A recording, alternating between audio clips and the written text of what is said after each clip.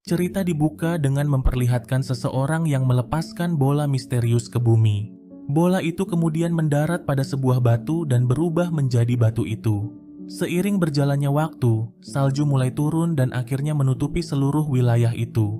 Seekor serigala yang terluka kemudian muncul di tempat itu dan mati tepat di atas batu itu berada. Batu itu lalu berubah menjadi serigala itu dan menyalin luka yang dimilikinya.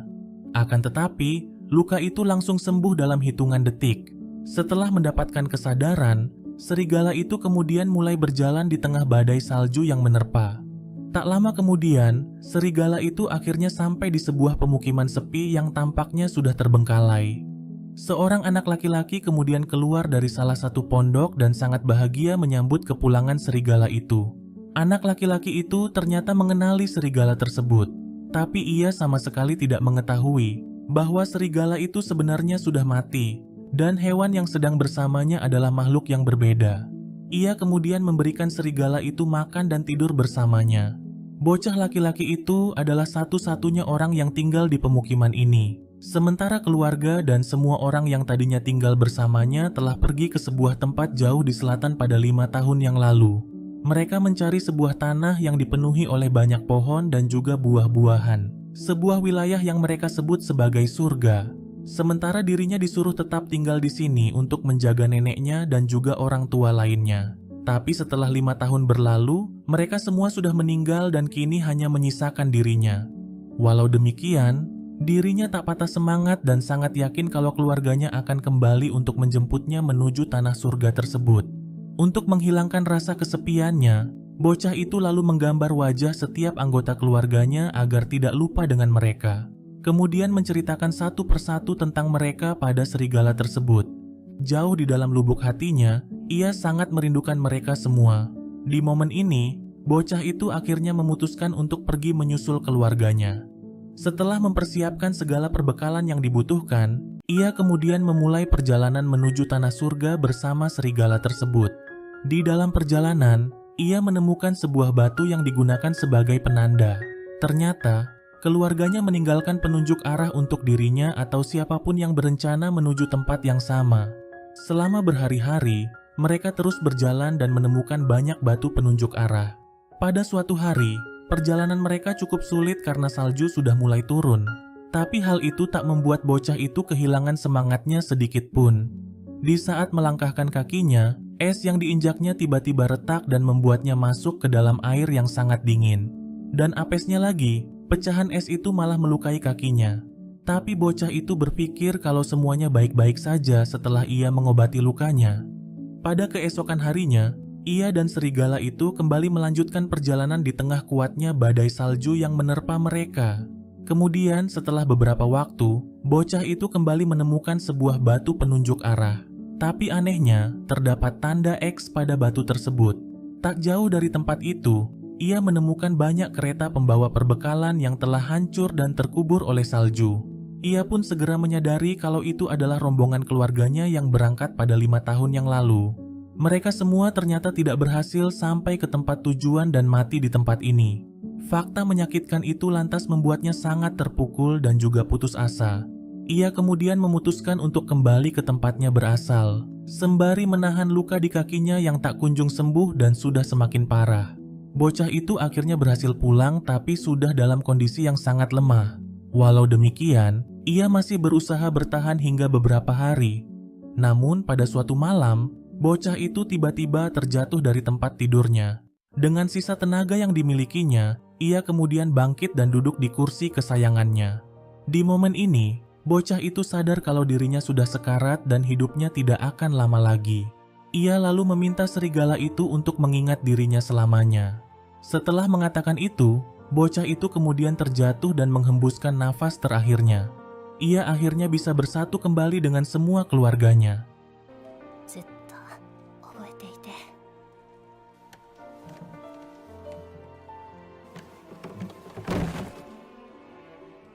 Hal yang mengejutkan pun terjadi setelahnya, yang mana serigala itu tiba-tiba berubah dan mengambil wujud dari bocah tersebut. Ini adalah wujud pertamanya sebagai manusia. Ia kemudian berjalan keluar dari pondok itu untuk mulai berpetualang menjelajahi dunia. Seperti hal yang diinginkan oleh anak laki-laki tersebut, ia lalu terus berjalan menuju selatan hingga tak ada lagi salju yang terlihat. Walaupun berkali-kali mati, tapi kemampuan regenerasinya berhasil membuatnya bangkit kembali. Tapi semakin sering ia mati, semakin lama pula ia bisa bangkit kembali. Ia lalu kembali berjalan hingga akhirnya sampai di sebuah hutan tropis yang sangat lebat. Seekor beruang raksasa tiba-tiba muncul dan menyerangnya hingga membuatnya jatuh ke jurang. Jauh di dalam hutan, seorang gadis kecil bernama Marge tinggal di sebuah desa terpencil bernama Ninana. Marge adalah seorang anak ceria yang penuh dengan semangat. Ia selalu menghabiskan waktu dengan bermain boneka. Marge tinggal bersama kedua orang tuanya dan adik perempuannya yang masih bayi. Walau masih berusia 4 tahun, tapi Marge sudah tak sabar lagi untuk tumbuh dewasa dan menjadi seorang ibu. Marge juga berteman dengan seorang anak perempuan yang bernama Parona, yang sudah ia anggap seperti kakaknya sendiri. Mereka sering menghabiskan waktu untuk bermain bersama. Pada suatu hari, desa mereka kedatangan seorang utusan dari Yanome yang bernama Hayase. Setiap tahunnya, Yanome mengadakan ritual untuk dewa yang telah memberikan kemakmuran di seluruh wilayah yang berada di bawah kekuasaan Yanome. Dan kali ini Ninana adalah desa yang terpilih untuk menjalankan ritual tersebut. Sebuah ritual syukur dengan mengorbankan anak perempuan tak berdosa untuk roh dewa bernama Oniguma. Marge bersama satu anak perempuan lain kemudian dibawa ke hadapan mereka. Setelah itu, seorang dukun yang dibawa oleh utusan Yanome lalu memeriksa fisik kedua anak perempuan tersebut. Marge sama sekali tidak mengetahui kalau dirinya akan dikorbankan. Ia bahkan terlihat sangat bahagia ketika dukun itu akhirnya memilih dirinya. Tapi tidak dengan kedua orang tua Marge, yang sangat terpukul dengan apa yang baru saja terjadi. Hayase kemudian memberitahukan fakta yang sebenarnya pada gadis kecil itu. Wanita itu menjelaskan kalau ia akan menjaga Marge sampai ritualnya selesai. Mereka akan membawa gadis kecil itu ke sebuah gunung dan menidurkannya pada sebuah altar untuk dipersembahkan pada Oniguma. Dalam 1 tahun, mereka akan kembali untuk mengambil apapun yang tersisa di altar agar bisa dikembalikan pada keluarganya. Mengetahui semua itu lantas membuat Marge sangat terkejut dan juga marah. Sang ayah kemudian membentaknya dan memintanya agar bersikap baik. Sehari sebelum berangkat, semua orang di desa membawakan makanan untuk Marge sebagai tanda perpisahan. Pada keesokan harinya, Marge akhirnya dibawa pergi menuju gunung. Tampak semua orang di desa yang tak bisa menahan air mata melepas kepergiannya. Tapi saat di perjalanan, seseorang tiba-tiba menyerang Hayase dan anak buahnya. Marge lantas menggunakan kesempatan itu untuk melarikan diri ke dalam hutan. Akan tetapi, dirinya malah tersandung dan terjatuh ke dalam sebuah kolam. Ketika tersadar, ia tak sengaja menyentuh sebuah bola mata manusia. Satu sentuhan itu akhirnya memicu kebangkitan satu sosok yang sudah lama tenggelam di dalam kolam tersebut. Satu persatu bagian tubuhnya kemudian mulai beregenerasi. Ternyata, dia adalah makhluk misterius yang mengambil wujud dari bocah di awal cerita. Anak buah Hayase yang menyaksikan itu pun sangat ketakutan dan memutuskan untuk pergi dari tempat itu. Di sisi lain, Hayase akhirnya berhasil menangkap Parona, yang ternyata adalah dalang di balik penyerangan terhadap mereka. Parona sendiri berencana menculik Marge dan memalsukan kematiannya, tapi sayang rencananya berakhir dengan kegagalan. Sesaat kemudian, 2 anak buah Hayase kembali untuk melaporkan apa yang baru saja mereka saksikan. Sementara itu, Marge masih terus mengikuti sosok misterius yang baru saja ditemuinya. Karena sangat penasaran, gadis kecil itu kemudian menanyakan siapa namanya dan dari mana ia berasal. Namun, sosok bocah berambut putih itu sama sekali tidak mengucapkan sepatah kata pun. Perhatian mereka lalu tertuju pada sebuah pohon yang berbuah sangat lebat. Marge lalu memanjat pohon itu dan memberikan beberapa buah padanya.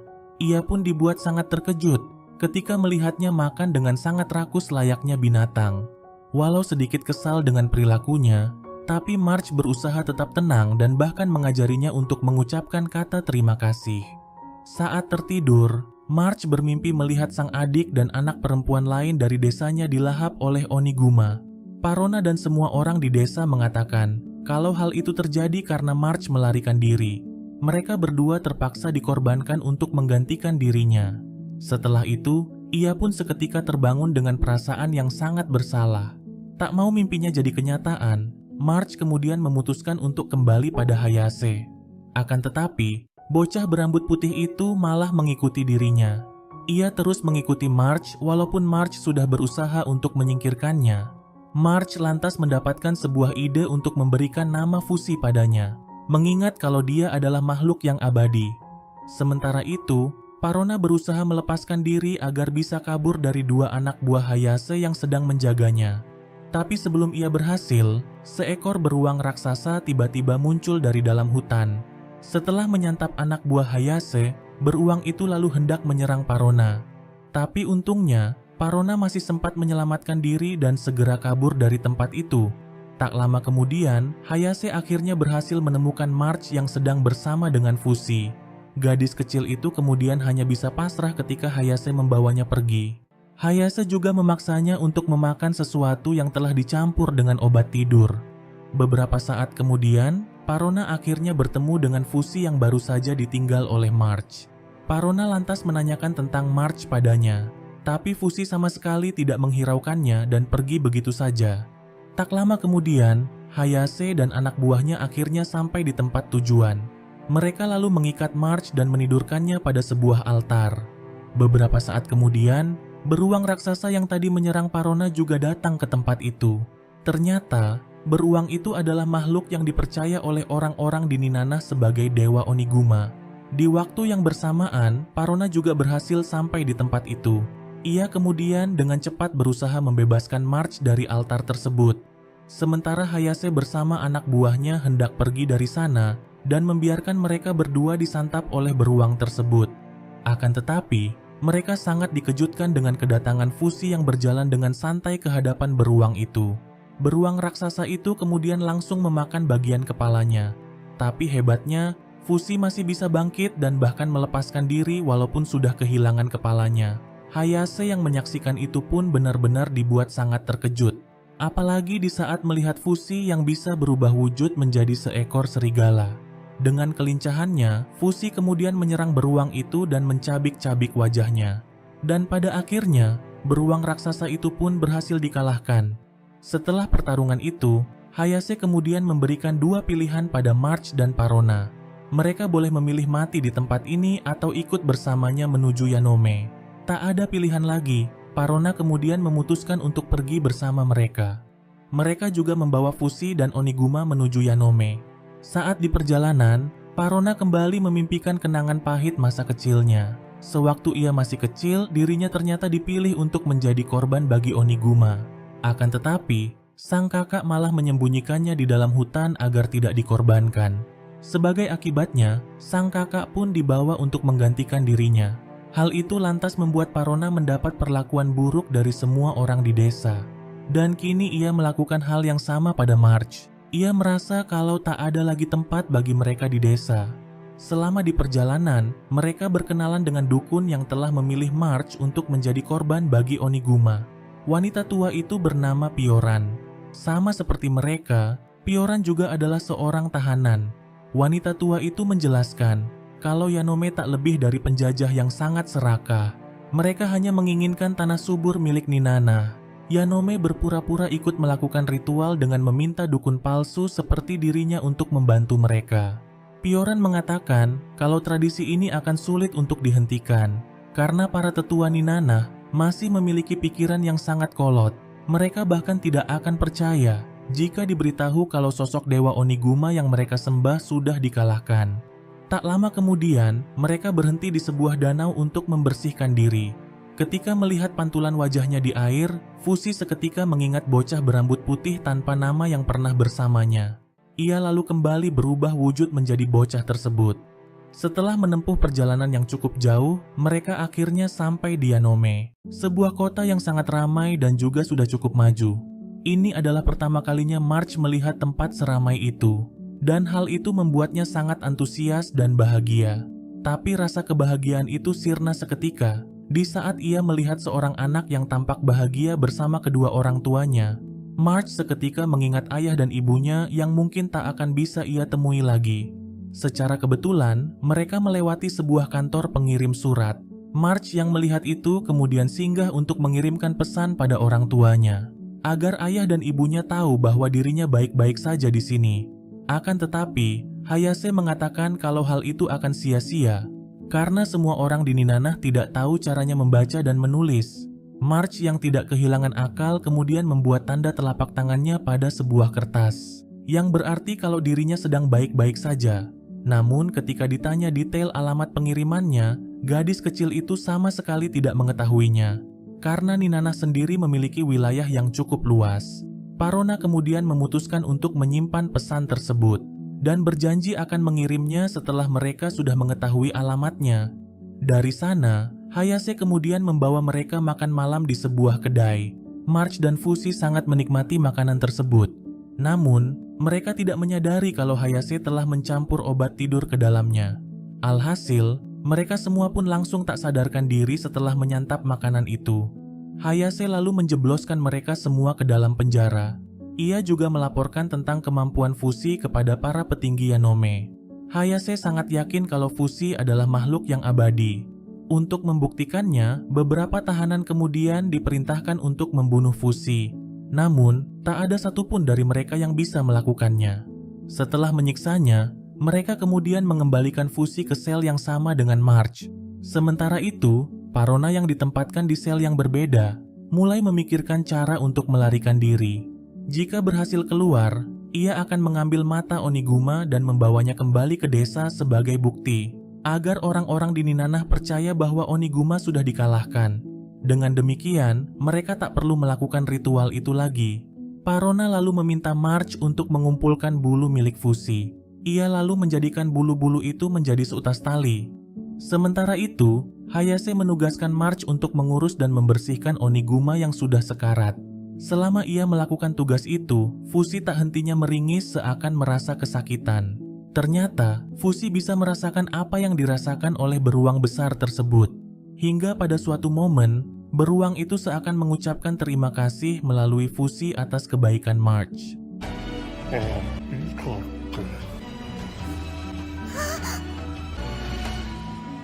March pun langsung menyadari kalau beruang itu akhirnya sudah mati. Beberapa waktu kemudian, Parona mencoba kabur dari selnya menggunakan tali yang ia buat dari bulu Fushi. Namun apesnya, ia malah terpeleset hingga membuatnya terjatuh. Tapi untungnya ia masih bisa selamat walaupun sudah terjatuh dari ketinggian. Salah satu penjaga kemudian memergokinya dan hendak melakukan hal yang tidak senonoh padanya. Tapi Parona dapat dengan mudah mengalahkan penjaga tersebut. Ia lalu menggunakan pakaian penjaga itu untuk menyamar dan membebaskan March dari dalam selnya. Parona juga membebaskan Pioran dan memintanya untuk membawa March kabur lebih dulu melalui saluran air. Sementara dirinya akan mengambil mata Oniguma untuk dijadikan sebagai bukti. Tapi sebelum ia melakukan itu, March tiba-tiba memintanya untuk berhenti. Ia mengatakan kalau tindakan yang dilakukan oleh Parona adalah sesuatu yang kejam. Walaupun Parona sudah berusaha untuk memberikannya pemahaman, tapi March tetap tidak setuju dengannya. Ia mengatakan kalau Oniguma hanyalah beruang besar yang terlihat menakutkan, dan ritual yang mereka lakukan seharusnya tidak ada hubungannya dengan beruang tersebut. Setelah mendengar semua itu, Parona akhirnya berubah pikiran dan memutuskan untuk pergi tanpa membawa apapun dari beruang itu. Setelah berhasil keluar dari penjara, mereka menggunakan kereta kuda untuk pergi meninggalkan kota itu. Keberhasilan mereka lantas membuat March sangat bahagia. Ia sudah tak sabar lagi untuk bertemu dengan kedua orang tuanya. Akan tetapi, pelarian mereka tidak berjalan dengan mulus, yang mana Hayase dan anak buahnya datang mengejar dan menyerang mereka dari belakang. Mau tak mau, Parona lalu coba menghadapi mereka seorang diri. Melihat sang kakak yang berjuang sendirian, March pun tak mau hanya tinggal diam. Di saat Hayase melepaskan tembakan panah ke arah Parona, ia kemudian dengan cepat langsung melindungi sang kakak menggunakan tubuh kecilnya. Menyaksikan itu lantas memicu amarah Fushi, dan secara tiba-tiba, ia menyerang Hayase dengan berubah menjadi Oniguma. Sementara itu, Parona merasa sangat terpukul atas apa yang terjadi pada March. Ia kemudian coba mengobati luka gadis kecil itu, walaupun mustahil baginya untuk bisa selamat dari luka tersebut. Tapi Parona berusaha untuk tetap tegar dan tersenyum di hadapannya. Perasaannya pun dibuat sangat hancur di saat mengetahui kalau March telah menyimpan makanan untuknya sebagai tanda terima kasih. Setelah memberikannya, gadis kecil itu akhirnya meninggal dengan senyuman di wajahnya. Parona kemudian membawa Marge turun dari kereta itu dan pergi mendatangi Fushi yang sedang mengamuk di tengah kota. Ia lalu memintanya untuk berhenti dan mengatakan bahwa semuanya sudah berakhir. Sementara itu, tampak Hayase yang terluka parah akibat serangan brutal dari Fushi. Parona kemudian mendekatinya dan mengambil sebuah potongan pedang yang terjatuh di tanah. Tapi bukannya menghabisi wanita itu, Parona malah hendak menyusul Marge dengan mengakhiri hidupnya sendiri. Hal yang sangat mengejutkan pun terjadi di momen ini, yang mana Fushi tiba-tiba menghentikannya. Fushi lalu berubah kembali menjadi Oniguma dan membawa Parona pergi dari kota itu. Ketika sampai di desa, semua orang sangat penasaran dari mana Parona selama setengah tahun ini. Dengan perasaan yang sangat terpukul, Parona kemudian menyerahkan selembar kertas yang berisikan cetakan sebuah tangan kepada orang tua Marge. Dengan berlinang air mata, ia mengatakan kalau tanda cetakan tangan itu berarti bahwa Marge baik-baik saja. Tangisan kedua orang tua Marge pun seketika pecah di saat mendengar itu. Sesaat kemudian, seseorang memberitahukan kalau pasukan dari Yanome sudah mendekati desa mereka. Parona pun segera menyadari kalau Fushi adalah alasan kedatangan mereka. Ia kemudian meminta Fushi untuk segera pergi meninggalkan desa, serta mengatakan kalau hidupnya adalah sesuatu yang harus ia perjuangkan. Dengan berat hati, Fushi lalu berubah ke wujud serigala dan pergi dari desa itu. Selama berhari-hari, Fushi terus berjalan di dalam hutan tanpa arah yang jelas. Dia menghabiskan sebagian besar waktunya sebagai serigala, dan ketika lapar, ia berubah menjadi Marge untuk memanjat pohon dan memetik buahnya. Pada suatu ketika, ia mencium sebuah aroma yang sangat tidak asing baginya. Ternyata, itu adalah Pioran yang juga sedang berada di dalam hutan seorang diri. Pioran kemudian memutuskan untuk mengikutinya, walaupun ia tidak tahu kemana arah tujuannya. Tapi setelah beberapa hari, wanita tua itu mulai kehilangan akal karena kelaparan. Ia bahkan hendak memakan kaki Fushi. Menyadari bahwa wanita tua itu sedang kelaparan, Fushi kemudian memanjat pohon dan memberikan buah pohon itu padanya. Persis seperti yang dilakukan oleh Marge padanya dulu. Saat kembali melanjutkan perjalanan, Pioran menemukan sebuah peta penunjuk arah. Ia kemudian menyalin peta itu ke sebuah kertas. Melihat apa yang sedang dilakukan oleh wanita tua itu, Fushi yang sangat penasaran lantas menirunya. Melihat itu, Pioran kemudian mulai mengajarinya cara menulis dan membaca namanya sendiri. Ia bahkan berjanji akan mengajarkan Fushi lebih banyak hal lagi, tapi jika Fushi mau menurut dan ikut bersamanya. Selama berhari-hari, Pioran mengenalkan banyak hal kepada Fushi, mengajarinya beberapa hal penting agar bisa menjalani hidup seperti manusia pada umumnya. Seiring berjalannya waktu, Fushi akhirnya mulai bisa berbicara. Beberapa hari kemudian, mereka akhirnya sampai ke sebuah desa. Mereka lalu menaiki sebuah perahu untuk menyeberangi pulau. Pioran yang sangat penasaran lantas bertanya dari mana Fushi berasal dan apa yang dilakukannya sebelum ini. Tapi Fushi sama sekali tidak mengetahui dari mana asal-usulnya. Ia hanya mengingat pernah bertemu dengan seorang anak laki-laki tanpa nama yang merawatnya dengan sepenuh hati. Setelah berhari-hari di atas kapal, mereka akhirnya sampai di sebuah pulau bernama Takunaha, yang tak lain adalah kampung halaman Pioran. Ia berencana membawa Fushi pulang ke rumahnya dan menemui suaminya. Mereka lalu bermalam di dalam hutan karena sudah larut malam.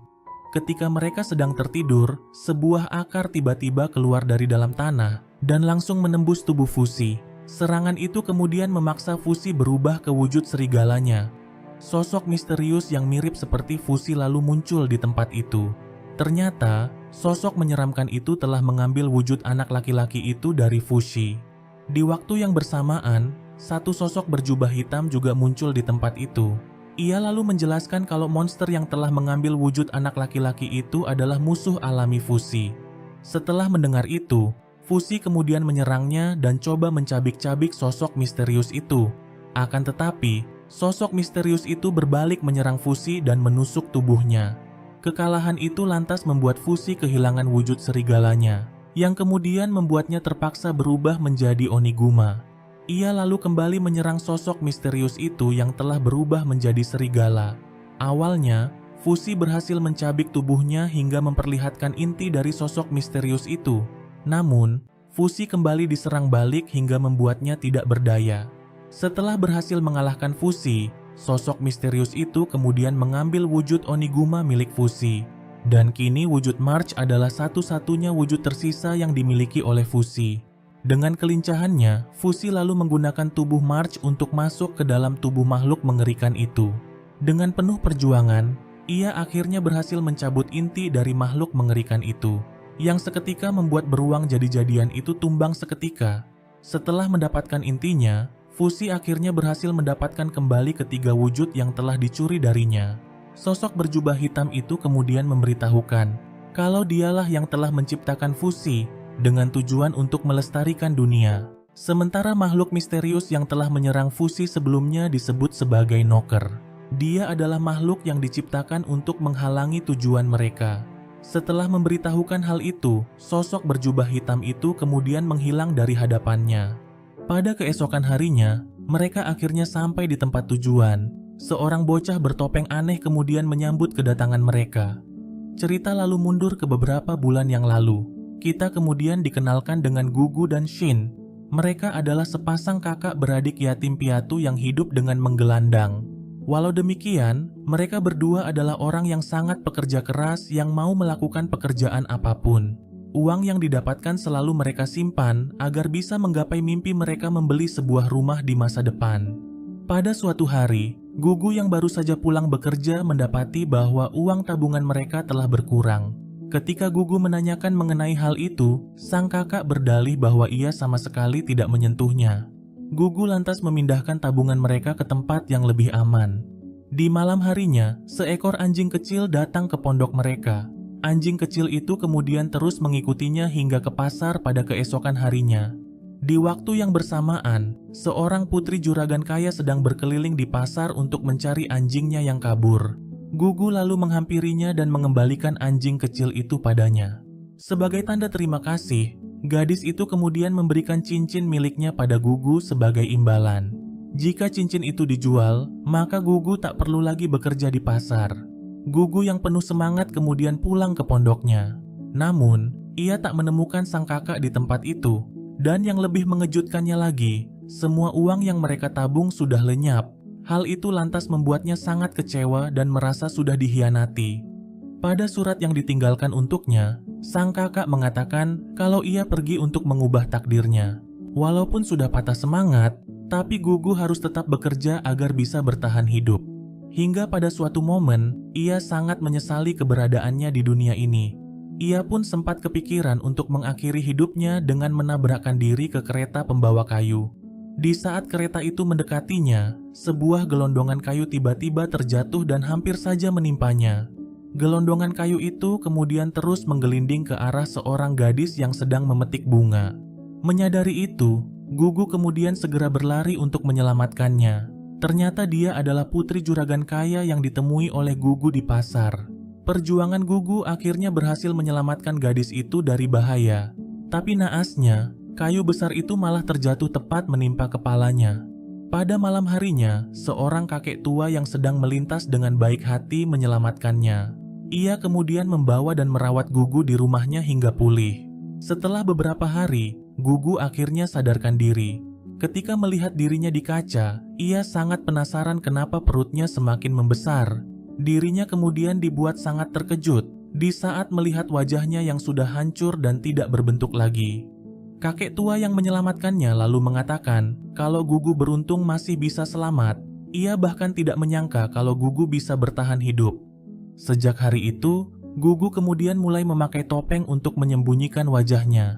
Ia lalu memutuskan untuk tinggal di rumah itu membantu si kakek, dan dia adalah orang yang menyambut kepulangan Pioran. Dengan penuh semangat, Pioran lalu memperlihatkan kemampuan yang dimiliki oleh Fushi kepada si kakek. Setelah itu, Gugu lalu memperkenalkan dirinya kepada Fushi dan coba mengajaknya mengobrol. Walaupun Fushi seakan tidak memahami apa yang dikatakannya. Gugu menceritakan kalau dirinya sudah 3 bulan berada di tempat ini. Ia bekerja sebagai pelayan dan juga membantu si kakek membuat bir. Walaupun Fushi tidak memahami apapun, tapi Gugu sangat senang karena akhirnya memiliki seseorang untuk diajak berteman. Layaknya seorang kakak, Gugu kemudian mulai mengajari Fushi bekerja di toko dan juga melakukan berbagai pekerjaan rumah lainnya. Seiring berjalannya waktu, Hubungan mereka berdua pun sudah semakin dekat. Gugu bahkan telah menganggap Fusi seperti saudaranya sendiri. Gugu sendiri merasa bahwa impiannya untuk tinggal di sebuah rumah akhirnya sudah tercapai. Walaupun untuk mendapatkan itu dirinya harus membayar mahal dengan kehilangan wajahnya. Namun, ini bukanlah masa depan yang diinginkan olehnya. Ia pun sangat bersyukur dengan kehadiran Fusi yang mengisi kekosongan dalam kesehariannya yang sangat membosankan. Pada suatu hari, Gugu sangat dikejutkan dengan kedatangan gadis yang ia selamatkan ke toko mereka. Hal itu lantas membuat Gugu mulai salah tingkah. Gadis bernama Rin itu kemudian berdalih kalau dirinya datang bukan untuk membeli bir mereka, tapi untuk menyembuhkan luka goresan di lengannya akibat kecelakaan pada 3 bulan yang lalu. Rin sama sekali tidak mengetahui kalau Gugu adalah orang yang telah menyelamatkan dirinya. Walau demikian, Gugu sudah cukup bahagia bisa bertemu dengannya lagi. Akan tetapi, Rin malah lebih tertarik pada Fusi dibandingkan dirinya. Hal itu lantas membuat Gugu sangat galau dan merasa bahwa dirinya sama sekali tidak menarik untuk dilihat. Setelah mendapat wejangan dari si kakek, Gugu kemudian mulai berolahraga untuk memperbaiki penampilannya. Beberapa hari kemudian, Rin kembali datang ke toko mereka. Namun, kedatangannya kali ini adalah untuk bekerja di toko si kakek. Ia bahkan rela tidak dibayar asalkan diizinkan tinggal bersama mereka. Melihat keseriusan gadis itu, lantas membuat si kakek tak bisa menolak permintaannya. Agar Rin tidak takut, si kakek lantas meminta Fusi agar menyembunyikan kemampuannya di hadapan Rin. Selain berubah wujud, Fusi juga bisa menciptakan semua benda yang pernah bersentuhan dengannya, seperti sebuah tombak yang dulu pernah digunakan untuk membunuhnya. Melihat kemampuan itu lantas membuat Gugu sangat takjub dan antusias, apalagi di saat melihat kemampuan regenerasi milik Fusi. Pada keesokan harinya, Rin akhirnya datang untuk mulai bekerja di toko mereka.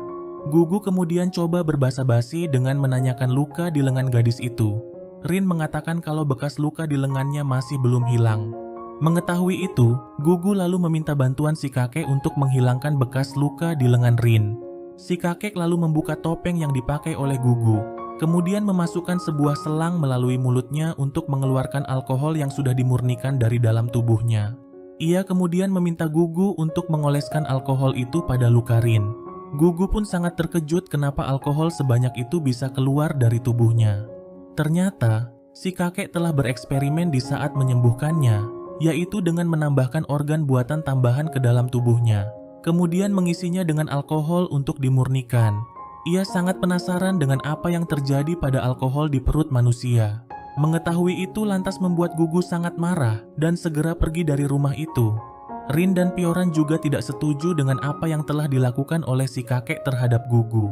Selama Gugu pergi, Fusi kemudian coba menggantikan tugasnya memasak. Akan tetapi, makanan yang dimasak oleh Fusi sama sekali tak layak untuk dimakan. Sementara itu, Gugu merasa kesal karena tak ada yang datang untuk mengejarnya. Ia kemudian coba mengeluarkan semua alkohol yang ada di dalam perutnya. Tapi sekuat apapun ia berusaha, alkohol itu tetap tak bisa keluar. Gugu lalu bermalam di pondok yang dulu ia tinggali bersama sang kakak. Pada keesokan harinya, Gugu coba meminta pekerjaan kepada pemilik kebun tempatnya dulu bekerja. Dengan baik hati, pria itu kemudian memberikannya pekerjaan. Walaupun para pekerja lain mengolok-olok dirinya karena topeng aneh yang dipakainya, tapi Gugu berusaha untuk tidak menghiraukan mereka. Sehabis bekerja, si pemilik kebun dengan baik hati mengundang Gugu makan malam di rumahnya. Bahkan, ia menawarkan Gugu untuk tinggal bersama dengan keluarganya, tapi putranya langsung menolak hal itu. Ia mengatakan tidak ingin tinggal bersama dengan monster seperti Gugu. Mendengar itu lantas membuat sang ayah sangat marah. Ia sama sekali tak peduli sekalipun orang-orang memanggil Gugu sebagai monster. Melihat pertengkaran ayah dan anak itu, Gugu kemudian memberitahukan kenapa ia memakai topeng.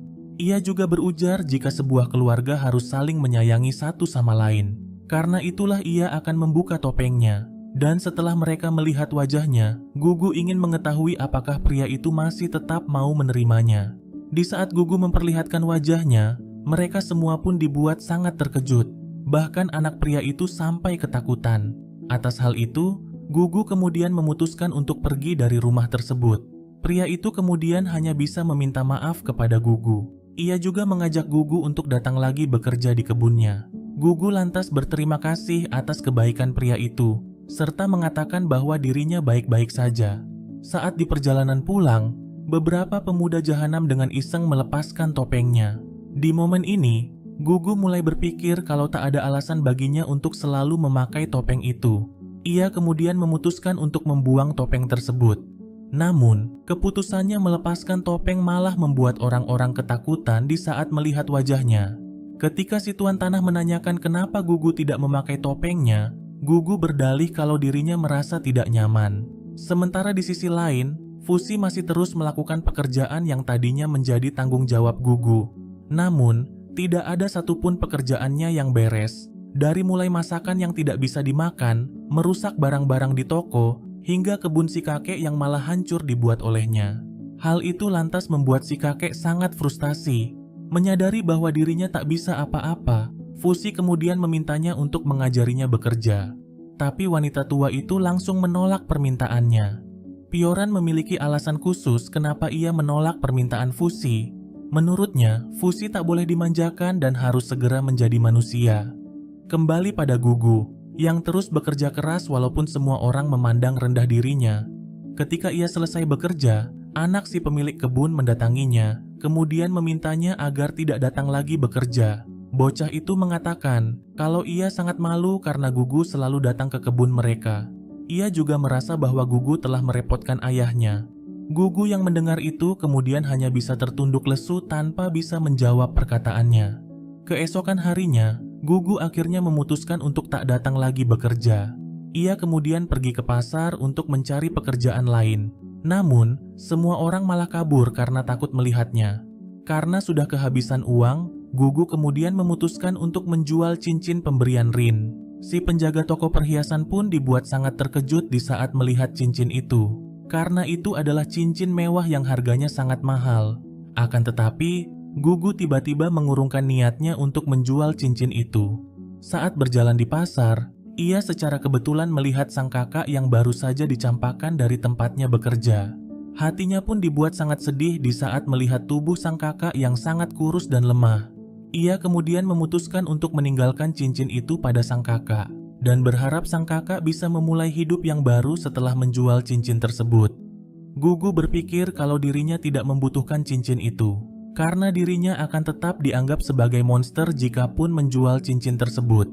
Tapi jika sang kakak menjualnya, ia mungkin bisa berubah menjadi manusia yang lebih baik. Di saat dirinya sedang tertidur, dua orang pria tiba-tiba datang menculiknya. Mereka kemudian hendak membawanya pergi untuk dijual. Akan tetapi, Fusi tiba-tiba datang untuk menghentikan aksi kedua orang itu. Fusi kemudian berubah menjadi Oniguma untuk menakuti mereka berdua. Gugu pun tidak menyangka kalau Fusi akan datang menyelamatkannya. Fusi lantas mengatakan bahwa ia tak bisa tumbuh dewasa tanpa Gugu. Mendengar itu kemudian membuat Gugu sangat terharu dan bahagia. Di hari-hari berikutnya, mereka bersenang-senang dengan menakut-nakuti semua orang di pasar. Gugu belum mau pulang karena masih kecewa pada si kakek. Tapi setelah beberapa hari, ia mulai lemas karena sudah lama tidak makan.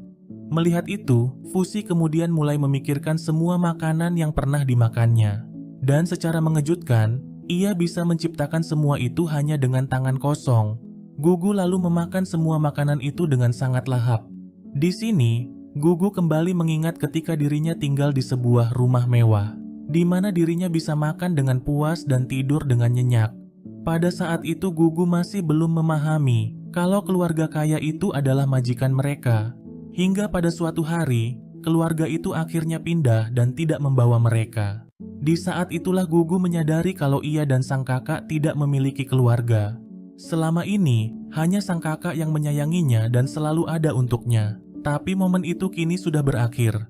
Gugu kemudian meminta maaf karena sudah merepotkan Fusi. Ia juga sangat berterima kasih karena Fusi telah mengkhawatirkan dirinya. Ia lalu meminta Fusi agar berubah menjadi dirinya jika suatu saat ia mati. Beberapa saat kemudian, Rin tiba-tiba mendatangi mereka. Hal itu lantas membuat Gugu sangat terkejut dan berusaha menyembunyikan wajahnya. Walaupun Rin sudah berusaha membujuknya, tapi Gugu masih berat hati untuk pulang. Rin lalu mengatakan kalau si kakek sudah menyesali perbuatannya. Mereka juga sangat membutuhkan kehadiran Gugu di rumah. Tapi sebenarnya, Rin hanya tidak ingin mengurus kedua lansia tersebut. Gugu akhirnya bersedia untuk pulang, tapi mereka harus mencari topengnya terlebih dahulu. Tanpa berlama-lama lagi, Fusi kemudian segera pergi untuk mencarinya, meninggalkan Gugu dan Rin berdua di pondok tersebut. Rin kemudian memperlihatkan lukanya kepada Gugu, dengan harapan agar Gugu tidak lagi minder dengan kondisi wajahnya. Tapi luka di lengan Rin ternyata hanyalah sebuah goresan kecil yang tidak ada apa-apanya jika dibandingkan dengan kondisi wajah Gugu. Gugu lantas mengatakan kalau Rin sangat bodoh kalau sampai terbebani karena luka seperti itu. Kata-kata itu lantas membuat Rin sangat bersedih.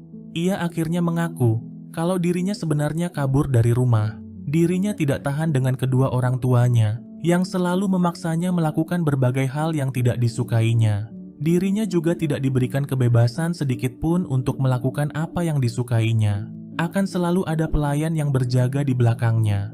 Tapi Gugu justru memiliki pandangan yang berbeda. Menurutnya Rinlah yang tidak bersyukur dengan kebaikan kedua orang tuanya dan malah mengeluh serta menganggap kebaikan mereka sebagai kemalangan. Rin kemudian membalas dengan mengatakan bahwa ia terluka juga karena sang ayah. Yang mana ia mendengar rumor kalau orang yang mendorong dirinya adalah seseorang yang benci pada ayahnya. Mendengar itu seketika membuat Gugu terdiam. Ia pun hanya bisa menangis karena Rin tidak mengetahui sebesar apa perjuangan yang ia lakukan untuk menyelamatkannya. Untuk menghiburnya, Rin kemudian mendapatkan sebuah ide dengan memberikan Gugu sebuah ember bekas untuk dijadikan topeng. Rin berkata kalau ia tak peduli sekalipun orang-orang menyebut Gugu sebagai monster. Dirinya ingin semakin mengenal siapa Gugu sebenarnya. Setelah itu, mereka kemudian pergi mencari Fusi. Akan tetapi, seorang pria suruhan ayah Rin tiba-tiba datang untuk membawa gadis itu pulang. Tak tinggal diam, Gugu kemudian menyerang pria itu dan langsung membawa Rin kabur bersamanya. Secara kebetulan, mereka bertemu dengan Fusi yang telah berhasil menemukan topeng milik Gugu. Gugu akhirnya bersedia untuk pulang ke rumah. Namun, mereka lagi-lagi bertemu dengan seorang pelayan yang diperintahkan untuk mencari Rin. Gugu dan Rin kemudian segera kabur darinya. Sementara Fusi coba menghalangi pelayan tersebut dengan berubah menjadi March dan berpura-pura terluka. Wanita itu kemudian segera membawa Fusi untuk diobati. Namun secara tiba-tiba, Gugu mendengar teriakan wanita tersebut. Gugu lalu meminta Rin untuk pulang ke rumah si kakek lebih dulu. Sementara dirinya akan memeriksa keadaan Fusi dan wanita tersebut. Ketika sampai di sana, Gugu melihat Noker yang telah mengambil wujud March dari Fusi. Ketika makhluk itu menyerangnya, Fusi kemudian dengan cepat langsung melindunginya. Gugu kemudian menyerang makhluk itu dengan sebuah tombak, tapi hal itu malah membuatnya marah. Makhluk itu kemudian menangkap Gugu dan melemparnya hingga terpental jauh, sampai-sampai membuat Gugu memuntahkan alkohol yang ada di dalam perutnya. Gugu lantas mendapatkan sebuah ide. Ia berpikir kalau alkohol yang ada di dalam perutnya mungkin bisa digunakan untuk membakar makhluk misterius itu. Tapi sialnya, alkohol yang ada di dalam perutnya tak bisa keluar di saat ia sangat membutuhkannya. Gugu lantas menduga kalau alkohol di dalam perutnya sudah habis. Fusi yang tidak ingin Gugu terluka kemudian memintanya agar segera pergi. Alih-alih menurutinya, Gugu malah berencana pulang untuk mengisi alkohol ke dalam perutnya. Setibanya di sana, ia melihat Rin yang sedang dibawa paksa orang tuanya untuk pulang ke rumah. Gugu yang sudah sempoyongan kemudian meminta si kakek agar memberikannya alkohol yang paling kuat. Ternyata, alkohol yang dimuntahkan oleh Gugu sebelumnya malah membuat dirinya mabuk berat. Gugu mengatakan kalau ia harus segera kembali membantu Fusi. Menyadari bahwa Fusi mungkin sedang dalam bahaya, Pioran lantas meminta si kakek agar segera menuruti permintaannya. Mau tak mau, si kakek lalu mengisi perut Gugu dengan alkohol terkuat yang dimilikinya. Sementara itu, Rin masih menolak untuk pulang walaupun sudah dipaksa oleh orang tuanya. Sang ayah yang tak tahan lagi kemudian hendak membawanya secara paksa. Tapi Gugu tiba-tiba langsung menghentikannya. Di sini, Rin akhirnya berterus terang kalau dirinya tak ingin selalu diatur dan ingin hidup sesuai dengan keinginannya. Sang ibu yang mendengar itu kemudian meminta maaf karena telah memaksa Rin untuk bertunangan. Mengetahui bahwa Rin sudah bertunangan, Gugu kemudian mengatakan kalau tak ada orang lain yang lebih mencintai Rin selain dirinya. Sontak saja kata-kata itu membuat Rin tertegun. Setelah itu, Gugu lalu kembali ke dalam hutan untuk membantu Fusi. Namun, ia tak bisa menemukan keberadaannya. Satu sosok monster beruang raksasa kemudian muncul dan langsung menyerangnya hingga membuatnya terpental. Di saat makhluk besar itu hendak kembali menyerangnya, Gugu langsung menyemburkan semua alkohol yang ada di perutnya untuk membakar beruang jadi-jadian itu. Perjuangannya akhirnya berhasil membuat makhluk itu terbakar sampai tak bersisa. Walau demikian, dirinya sangat bersedih karena Fushi tak kunjung muncul juga. Sesaat kemudian, inti dari makhluk itu keluar dan terbang menuju sebuah batu. Ternyata, Knocker telah mengalahkan semua wujud Fushi hingga membuatnya kembali menjadi batu. Tapi berkat perjuangan Gugu, Fushi akhirnya berhasil mendapatkan kembali semua wujud yang telah dicuri darinya. Hal itu lantas membuat Gugu sangat bahagia. Mereka lalu pulang ke rumah dan disambut oleh semua orang. Untuk merayakan kepulangannya, Gugu memasak banyak masakan lezat untuk mereka santap bersama. Kedua orang tua Rin yang juga ikut makan bersama mereka memuji masakan Gugu yang sangat lezat. Bahkan masakannya lebih enak daripada masakan koki keluarga mereka. Sementara itu, sosok berjubah hitam kembali mendatangi Fushi. Ia kemudian menyarankan Fushi agar segera meninggalkan tempat ini, karena menetap di tempat yang sama tidak akan bisa membuatnya semakin kuat. Ia juga mengatakan kalau Knocker akan selalu datang untuk mengalahkan Fushi, dan Fushi yang sekarang tidak mungkin bisa menang melawan mereka. Tapi Fushi menolak untuk pergi, dan mengatakan bahwa Gugu akan selalu mengalahkan mereka. Di tengah pembicaraan itu, Gugu tiba-tiba datang untuk mengajak Fushi makan bersama. Tapi anehnya, Gugu sama sekali tak bisa melihat sosok berjubah hitam itu. Tidak ingin merepotkan mereka, Rin akhirnya memutuskan untuk pulang ke rumahnya. Karena kedua orang tuanya tidak akan pergi selama dirinya tak mau pulang ke rumah. Beberapa tahun kemudian, Gugu akhirnya tumbuh menjadi seorang pemuda yang kuat dan besar. Hal itu tak lepas berkat kebiasaannya berolahraga selama ini. Sementara itu, Rin juga masih sering berkunjung ke toko mereka. Setelah 4 tahun tak pernah berubah wujud, Fushi juga mulai tumbuh dewasa seperti manusia pada umumnya. Kehidupan mereka pun tampak sangat harmonis dan juga bahagia. Pada bulan depan, Rin akan merayakan ulang tahunnya yang ke-16. Ia kemudian mengundang Gugu dan Fushi agar datang ke pesta ulang tahunnya. Tidak seperti orang-orang yang merayakan ulang tahun pada umumnya, Rin justru merasa sangat dilema. Karena kedua orang tuanya memaksanya untuk menikah di usia 16 tahun. Dengan seorang pria yang sama sekali tidak dikenalnya. Ia pun berencana untuk membatalkan pernikahannya. Rin tidak ingin menghabiskan sisa hidupnya dengan orang yang tidak dicintainya. Sementara itu, Gugu yang sedang bekerja tiba-tiba didatangi oleh sang kakak. Sang kakak kemudian coba berbasa-basi dengan menanyakan bagaimana kabarnya. Tapi kemunculan sang kakak malah membuat Gugu sangat marah dan kesal. Ia masih mengingat bagaimana sang kakak mengkhianati dan meninggalkannya sendirian. Mendengar itu, sang kakak pun hanya bisa meminta maaf seraya menyesali perbuatannya. Selama 4 tahun ini, ia mengaku terus mencari Gugu. Selama itu pula, dirinya berhasil bangkit dari keterpurukan dan sekarang telah mempunyai usahanya sendiri. Mimpi masa kecil mereka untuk membangun sebuah rumah kini sudah terbuka, dan ia ingin mewujudkan mimpi itu bersama dengan Gugu untuk menebus kesalahan yang pernah dilakukannya di masa lalu. Ia kemudian meminta Gugu untuk ikut bersamanya, tapi Gugu langsung menolak ajakan tersebut. Ia mengatakan bahwa dirinya saat ini telah memiliki keluarga yang benar-benar peduli terhadapnya. Orang-orang yang selalu ada untuknya di saat menghadapi masa yang sulit. Dan mereka semua adalah harta yang berharga baginya. Mendengar itu, sang kakak akhirnya bisa memahami kenapa Gugu menolaknya. Walaupun Gugu mengabaikannya, tapi ia mengatakan bahwa dirinya akan selalu bersedia untuk membantunya. Sebelum pergi, ia lalu menitipkan pada si kakek sebuah cincin yang dulu ditinggalkan oleh Gugu padanya. Ketika melihat cincin itu, seketika saja membuat Rin sangat terkejut. Ia mengingat bahwa itu adalah cincin miliknya yang dulu ia berikan pada seorang anak di pasar. Ia pun akhirnya menyadari bahwa anak itu adalah Gugu. Ia lalu membawa cincin itu untuk dikembalikan kepada Gugu. Rin juga memberitahukan kalau dirinya akan segera dinikahkan oleh orang tuanya pada saat ulang tahunnya nanti. Rin ingin mengetahui bagaimana reaksi Gugu akan hal tersebut. Ia sangat berharap Gugu menyatakan cintanya dengan benar kali ini. Tidak seperti 4 tahun yang lalu, ketika Gugu mabuk berat dan berbicara melantur. Akan tetapi, Gugu malah salah tingkah dan bahkan tidak mengingat kalau ia pernah menyatakan cintanya kepada Rin. Hal itu lantas membuat Rin sangat kesal. Atas kerja kerasnya selama ini, si kakek kemudian menghadiahkan Gugu sebuah topeng terbaru buatannya. Berbeda dari topeng sebelumnya, topeng itu telah dilengkapi dengan pemantik api yang bisa membantu Gugu untuk menciptakan api. 1 bulan kemudian, hari ulang tahun Rin akhirnya telah tiba. Gugu dan Fusi lalu berangkat menuju rumah Rin untuk menghadiri pesta ulang tahunnya. Tapi sebelum itu, Gugu singgah di pasar untuk membeli sebuah bunga sebagai hadiah untuk Rin. Dan bunga yang dibelinya adalah bunga yang sama seperti yang dipetik oleh Rin pada 4 tahun yang lalu, ketika ia menyelamatkan nyawa gadis itu. Sesampainya di tempat tujuan, orang-orang sudah memenuhi rumah yang sangat besar itu. Gugu pun berusaha menghiraukan semua orang yang membicarakan topeng aneh yang dikenakannya.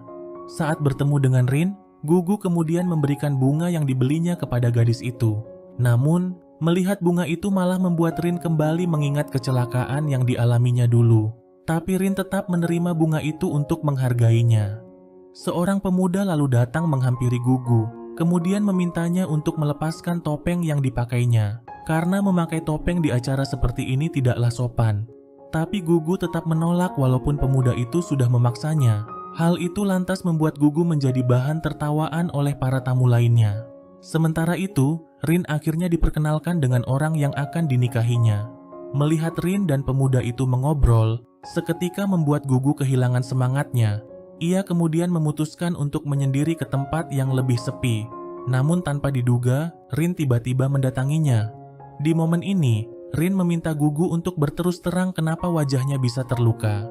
Gugu lalu menceritakan kalau wajahnya tertimpa oleh sebuah kayu besar di saat menyelamatkan seorang gadis yang pada saat itu sedang memetik bunga indah berwarna ungu di lereng bukit. Saat ditanya kenapa ia merahasiakan perbuatan mulia seperti itu, Gugu berdalih kalau ia telah membuat sebuah kesalahan. Walaupun gadis itu selamat, tapi ia mendapatkan luka seukuran jari di lengannya. Luka itu sangat mengganggunya sampai ia sangat malu untuk memperlihatkannya, dan Gugu merasa bersalah atas hal itu. Menyadari bahwa dirinya adalah orang yang diselamatkan oleh Gugu, lantas membuat Rin merasa sangat bahagia. Di saat Rin hendak mendekatinya, balkon yang mereka injak tiba-tiba roboh dan terjatuh ke laut. Gugu kemudian langsung mendorong Rin agar tidak ikut terjatuh bersamanya. Sementara itu, sosok berjubah hitam memberitahu Fusi bahwa Noker sudah menyebar di seluruh tempat ini. Dan secara tiba-tiba, seluruh bangunan itu mulai bergetar dan runtuh secara perlahan. Fusi kemudian langsung berubah menjadi Oniguma untuk menahan bangunan itu agar tidak menimpa orang-orang di dalamnya. Di lain sisi, Gugu masih bisa selamat berkat bantuan para tamu undangan yang baik hati. Ia kemudian bergegas pergi mencari keberadaan Fusi. Sesampainya di sana, ia melihat Fusi yang masih berjuang menahan bangunan itu. Fusi kemudian meminta Gugu agar segera membawa kedua orang tua Rin yang terluka. Dan tepat setelah mereka keluar, seluruh bangunan itu akhirnya runtuh. Fusi yang tertimpa oleh reruntuhan bangunan itu lantas membuatnya kehilangan wujud Oniguma. Kemudian secara tiba-tiba, Noker yang telah mengambil wujud Oniguma muncul dari dalam reruntuhan itu. Gugu kemudian coba membakar makhluk itu. Akan tetapi, api yang ia semburkan masih belum cukup untuk membunuhnya. Noker lalu menghentakkan kakinya hingga membuat lantai yang mereka injak terbelah dua, yang kemudian membuat mereka berdua terjatuh ke dalamnya. Kedua sisi dinding tanah itu lalu mulai merapat dan akan menjepit mereka berdua. Tapi dengan bekerja sama, mereka akhirnya berhasil meloloskan diri. Setelah mengamati makhluk itu, Gugu sadar bahwa hanya bagian luarnya saja yang terbuat dari batu, sementara tubuh aslinya adalah daging yang bisa dihancurkan. Mereka berdua lalu memanjat tubuh makhluk itu untuk mencari celah masuk ke dalamnya. Dengan tombak yang diciptakan oleh Fusi, Gugu akhirnya berhasil membuat sedikit celah ke dalam tubuh makhluk itu. Ia lalu menyemburkan api ke dalamnya. Cara yang mereka lakukan akhirnya berhasil menghancurkan beruang batu itu.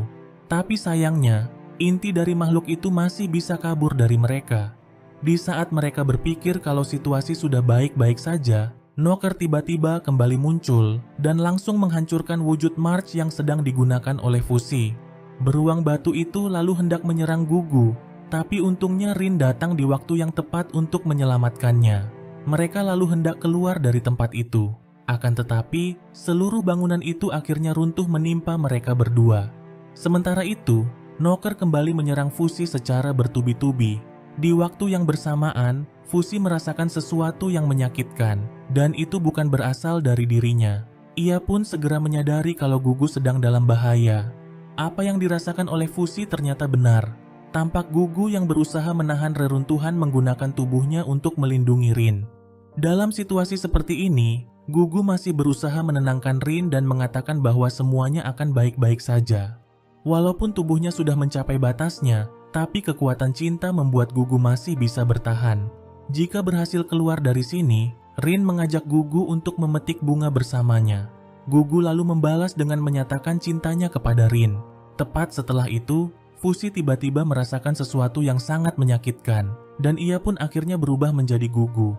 Di saat Knocker kembali menyerangnya, Fushi langsung menyemburkan apinya pada makhluk itu.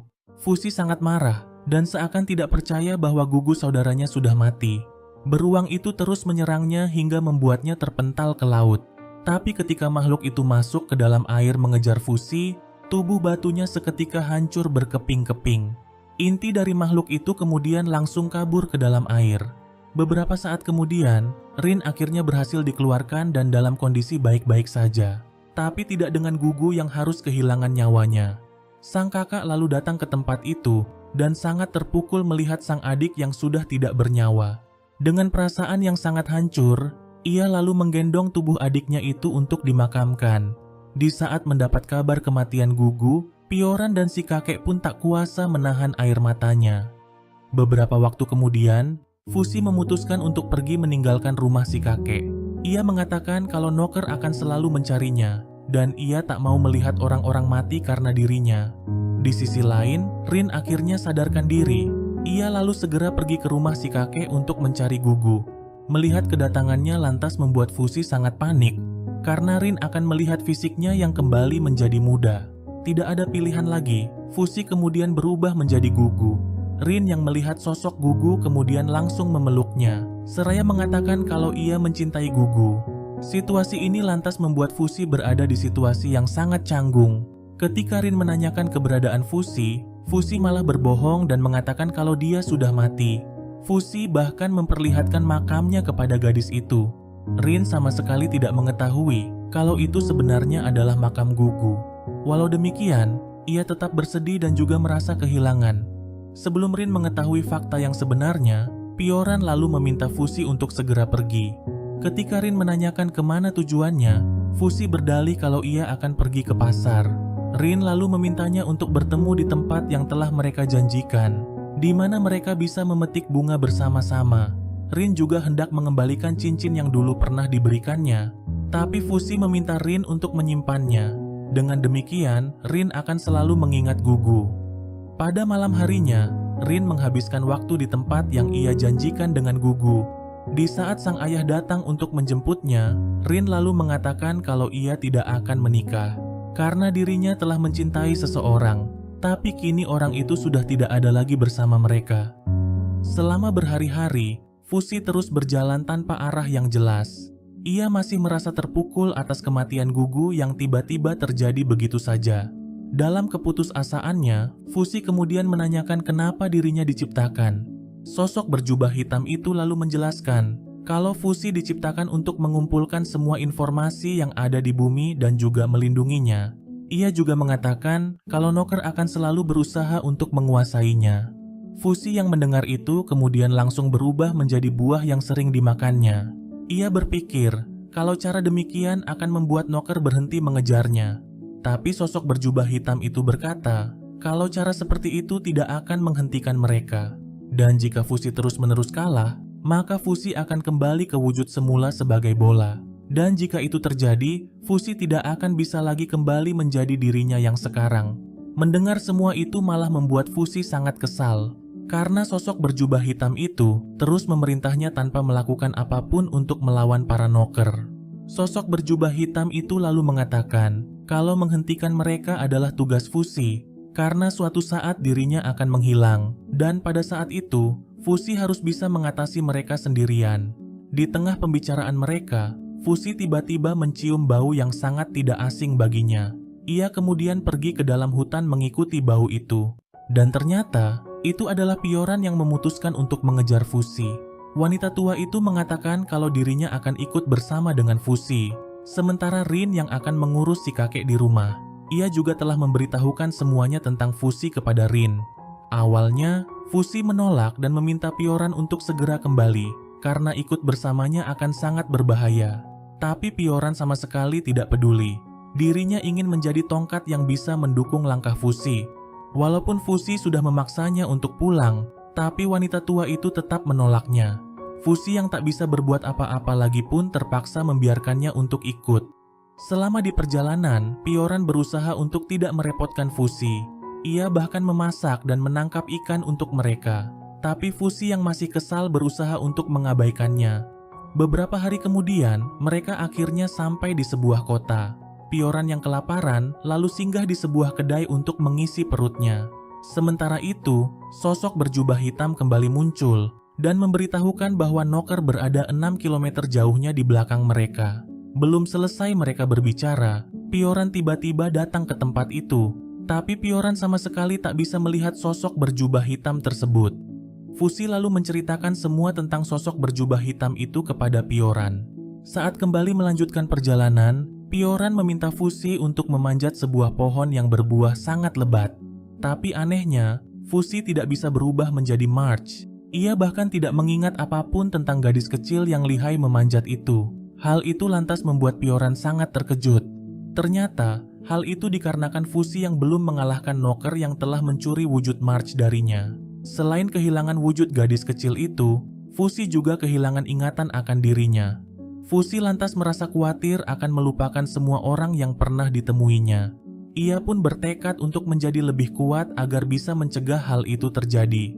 Pada hari-hari berikutnya, Fuzi mulai menciptakan berbagai benda yang mungkin akan berguna baginya saat bertarung.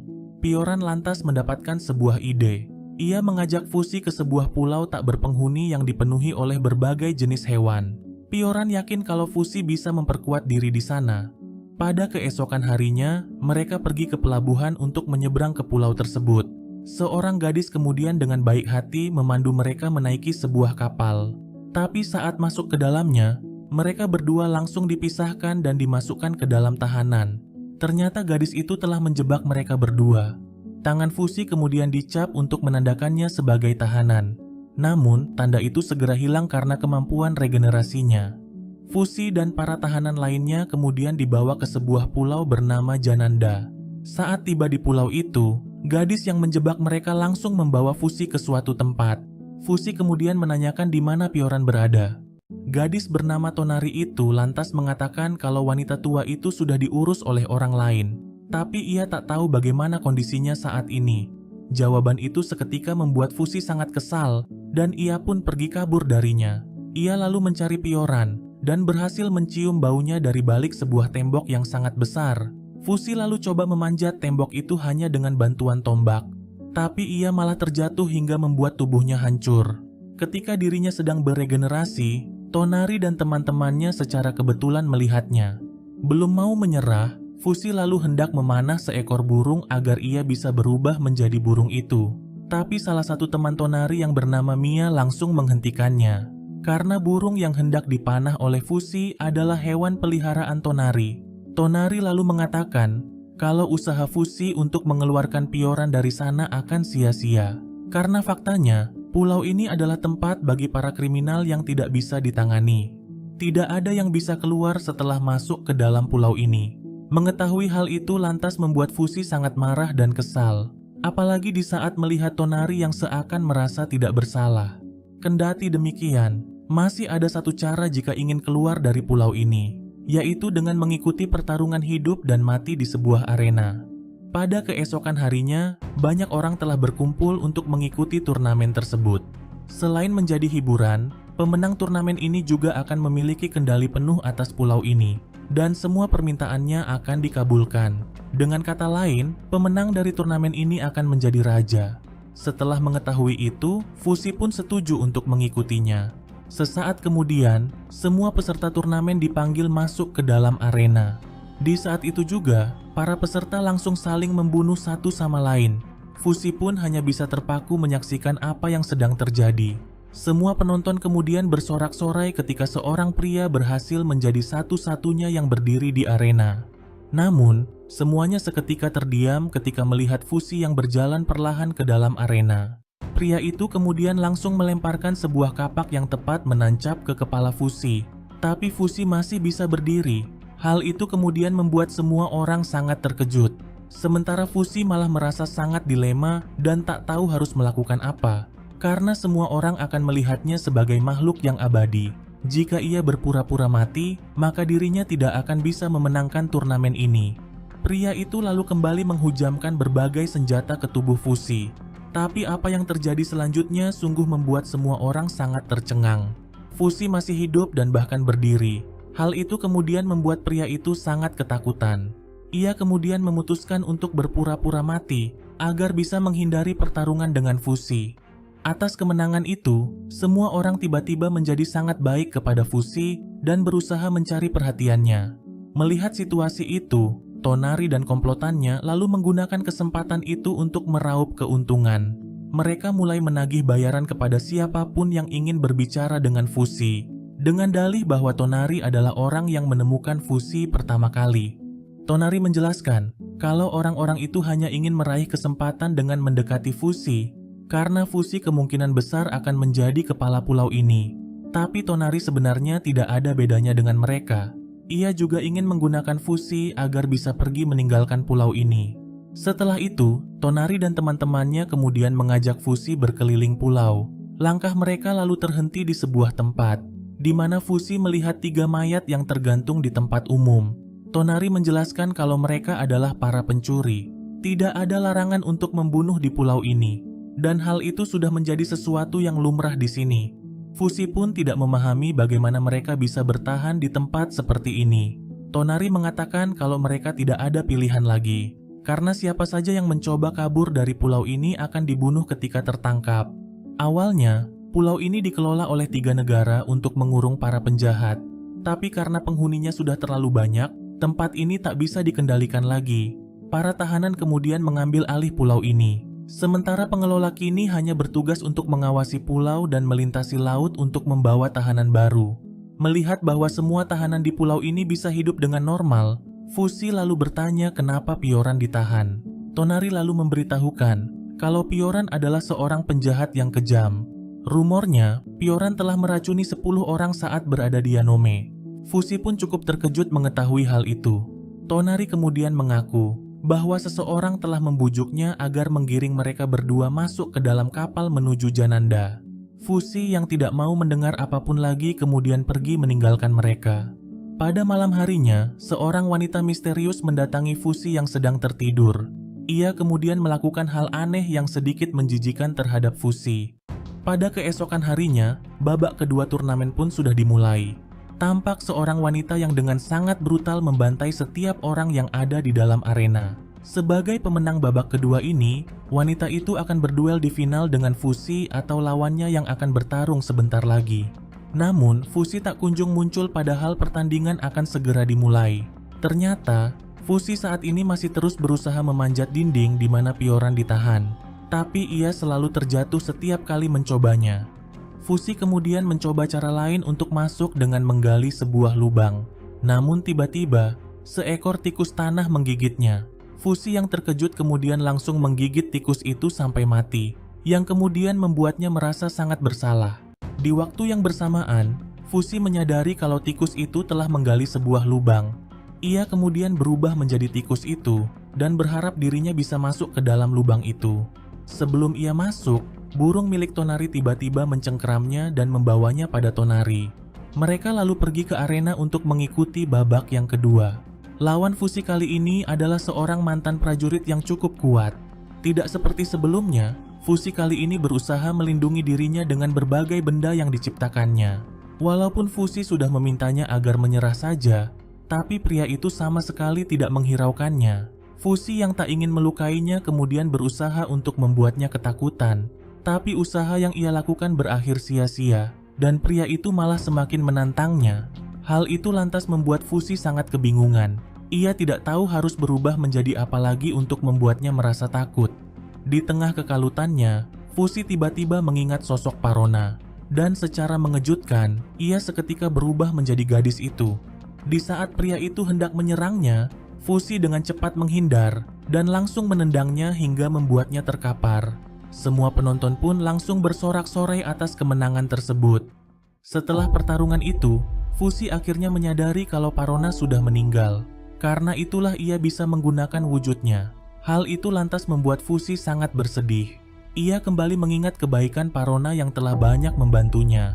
Atas kemenangan yang diraih oleh Fusi, Tonari dan teman-temannya pun hendak merayakannya dengan mengadakan acara makan bersama.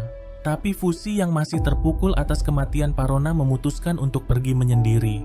Walaupun Tonari berusaha membujuknya, tapi Fusi tetap menolak bergabung bersama mereka. Ia juga masih kesal terhadap Tonari, karena perbuatannya telah membuat Pioran ditahan sampai sekarang. Walaupun Tonari menceritakan hal buruk mengenai Pioran, tapi dia tetaplah orang yang sangat berharga bagi Fusi. Untuk menebus kesalahannya, Tonari kemudian berjanji akan membantu Fusi untuk mencari tahu identitas orang yang telah menyuruhnya menjebak mereka berdua. Walau demikian, Fusi belum sepenuhnya percaya pada gadis itu, tapi Fusi berusaha berpikir positif dan menghargai bantuannya. Di malam harinya, Fusi berubah menjadi tikus dan akhirnya berhasil masuk ke sisi tembok bagian dalam. Namun, ia harus kembali memanjat sebuah bangunan penjara yang menahan Pioran. Tapi wujud Parona yang digunakannya sama sekali tidak bisa memanjat. Untungnya, Pioran masih bisa mendengar teriakannya dari bawah.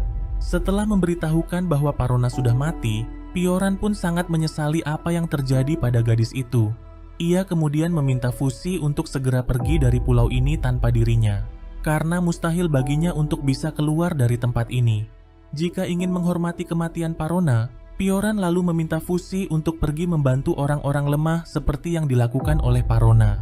Pada keesokan harinya, babak ketiga turnamen akhirnya dimulai. Saat masuk ke dalam arena, Fusi langsung berubah menjadi Parona untuk menyerang lawannya. Tapi lawan Fusi kali ini cukup tangguh dan sulit dijatuhkan. Fusi bahkan hampir saja dikalahkan oleh pria itu. Tapi ia dengan cepat berubah menjadi tikus untuk melepaskan diri. Fusi kemudian menendang pria itu hingga membuatnya terpental. Walaupun Fusi sudah memintanya untuk menyerah, tapi pria itu masih belum mau mundur. Hal itu lantas membuat semua orang sangat kesal karena Fusi tidak segera menghabisinya. Fusi bahkan berusaha melindungi pria itu dari para penonton yang menyerangnya. Amarah para penonton pun kian tak terbendung lagi melihat hal itu. Dan secara tiba-tiba, sebuah anak panah yang luput dari pandangan Fusi seketika menembus tubuh pria itu. Fusi akhirnya dinyatakan sebagai pemenang di babak ketiga ini. Untungnya, pria yang menjadi lawan Fusi tadi masih selamat. Ia pun sangat penasaran kenapa Fusi tidak membunuhnya. Mendengar jawaban Fusi yang tidak ingin melukai orang lain, pria itu pun hanya tertawa kecil. Ia lalu bercerita kalau dirinya ingin menolong seseorang dengan mengikuti turnamen ini, yaitu untuk mengeluarkan adiknya dari pulau ini. Mendengar itu, Fusi lalu berjanji akan membawa mereka berdua keluar jika berhasil memenangkan turnamen ini. Sesaat kemudian, sekelompok orang tiba-tiba datang ke tempat itu. Mereka sangat kesal dengan apa yang dilakukan oleh Fusi di turnamen. Di saat orang lain mempertaruhkan hidupnya, Fusi sama sekali tidak melakukan apapun. Menurut mereka, Fusi tidak bertarung dengan serius, dan tindakannya itu hanya menindas semangat lawan. Situasi pun semakin memanas di saat Tonari berusaha menenangkan mereka. Dan secara tiba-tiba, sesuatu muncul dari dalam tanah menembus tubuh Fusi, bersamaan dengan munculnya Noker dalam wujud Oniguma. Fusi lalu meminta Tonari dan teman-temannya agar segera pergi, karena makhluk itu hanya mengincar dirinya. Fusi kemudian coba memancing Noker menuju tempat yang aman dari para penduduk pulau. Setelah itu, ia berubah menjadi tikus dan masuk ke dalam tubuhnya.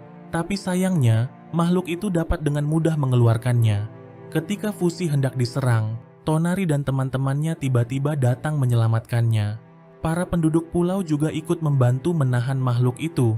Menyadari bahwa beruang itu terbuat dari batu, Tonari lantas mendapatkan sebuah ide.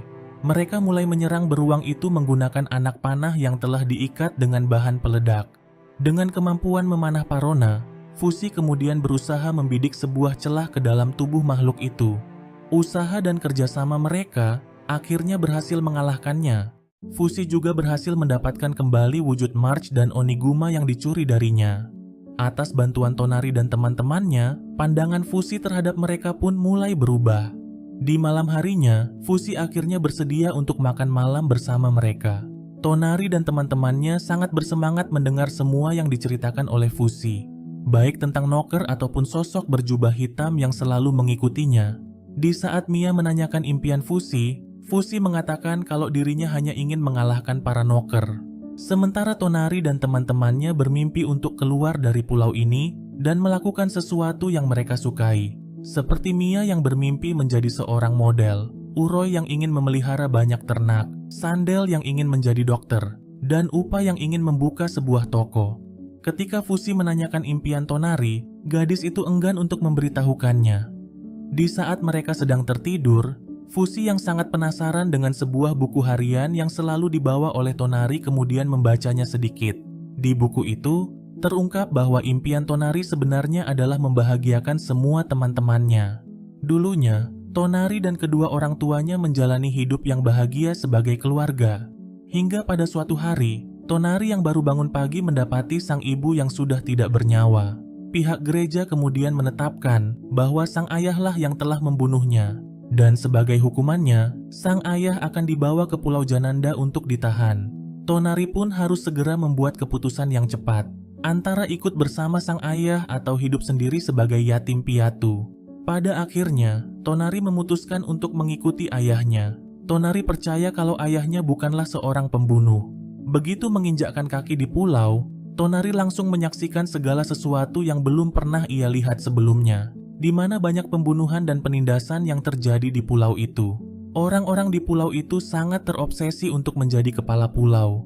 Tonari pun segera menyadari kalau mereka bukanlah mencari pemimpin, tapi hanya ingin memuaskan nafsu untuk menguasai orang lain. Pada suatu hari, sang ayah memutuskan untuk mengikuti turnamen tersebut. Walaupun Tonari tidak menyetujuinya, tapi sang ayah berdalih kalau ini adalah satu-satunya cara bagi mereka agar bisa keluar. Selama sang ayah bertarung, Tonari terus berdoa agar ayahnya menjadi orang terakhir yang berdiri di arena. Doanya pun akhirnya terkabul, tapi apa yang ia saksikan di arena sungguh membuatnya merinding. Ia melihat sang ayah tanpa kenal ampun membantai semua lawannya. Sang ayah bahkan tertawa dan seakan menikmati apa yang sedang dilakukannya. Tonari pun segera menyadari kalau orang itu bukan lagi ayahnya.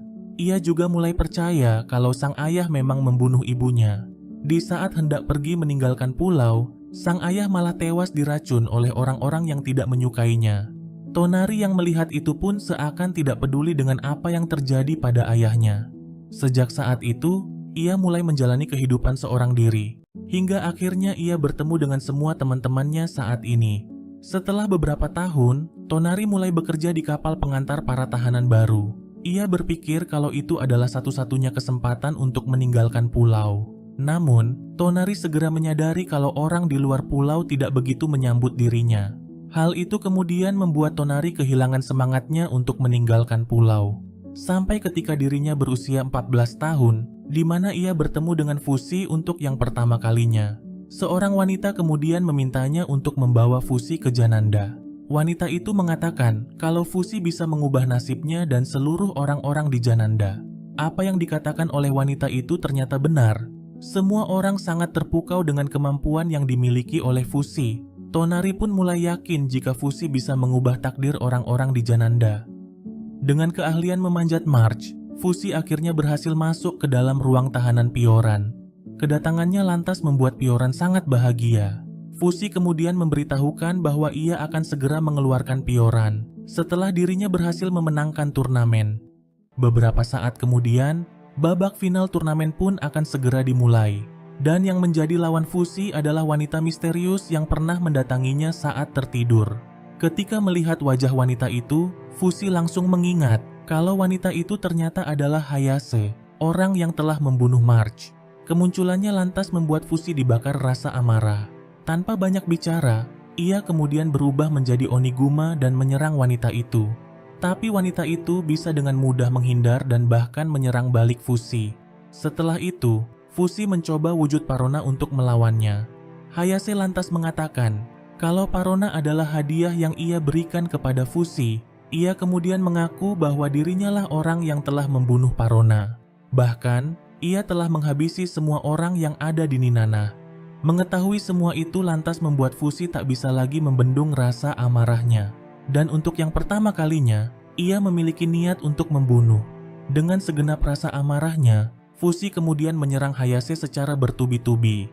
Tapi Hayase dapat dengan mudah menghalau semua serangannya. Dan pada akhirnya, Hayase pun berhasil memenangkan pertarungan itu dengan cara membius Fusi. Menyaksikan itu, Tonari dan teman-temannya pun dibuat sangat terkejut. Hayase kemudian memperkenalkan dirinya kepada semua penonton di arena. Ia mengatakan kalau Fusi adalah miliknya, dan ia adalah orang yang menemukan Fusi pada 5 tahun yang lalu. Tapi setelah dirawat selama setengah tahun, Fusi kabur darinya. Dan sejak saat itu, ia telah mencari Fusi mati-matian ke berbagai daerah. Hingga akhirnya ia berhasil sampai di tempat ini. Hayase mengatakan kalau Fusi membutuhkan bantuan untuk menghadapi para monster seperti yang kemarin muncul di pulau ini. Banyak orang kemudian berpikir kalau Fusi adalah penyelamat mereka. Hayase lantas mengajak mereka semua bergabung bersamanya untuk melindungi Fusi. Ia juga mengatakan bahwa semua orang yang mengikutinya akan bebas dari kelaparan. Dan yang perlu mereka lakukan adalah mendengar semua yang dikatakannya. Pernyataan itu lantas menimbulkan pro dan kontra di antara mereka semua. Hayase juga mengaku tidak berniat menguasai pulau ini, walaupun dirinya keluar sebagai pemenang turnamen. Dan secara tidak terduga, ia memberikan hak kemenangannya kepada Tonari. Hal itu lantas mengejutkan semua orang. Mereka lalu berusaha mencari tahu siapa Tonari dan hendak membunuhnya. Tonari kemudian pergi dari tempat itu secara diam-diam. Sementara itu, Hayase membawa Fusi yang belum sadarkan diri ke suatu tempat. Dan tanpa diduga, wanita itu mulai melakukan hal yang sangat aneh terhadap Fusi. Ia membuka seluruh pakaiannya di atas Fusi yang sedang tertidur. Kemudian menggerayangi Fusi seakan hendak memperkaosnya. Akan tetapi, wanita itu segera menghindar ketika Fusi sadarkan diri. Sesaat kemudian, Tonari dan teman-temannya datang ke tempat itu. Tapi sayangnya, anak buah Hayase telah membawa Fusi ke ruang bawah tanah untuk ditahan. Di saat hendak mengejarnya, Hayase bersama anak buahnya tiba-tiba menghadang mereka. Hal itu lantas membuat Tonari dan teman-temannya tak bisa berbuat apa-apa lagi. Namun tiba-tiba, Fusi seketika muncul seraya menodong Hayase dengan sebuah pedang.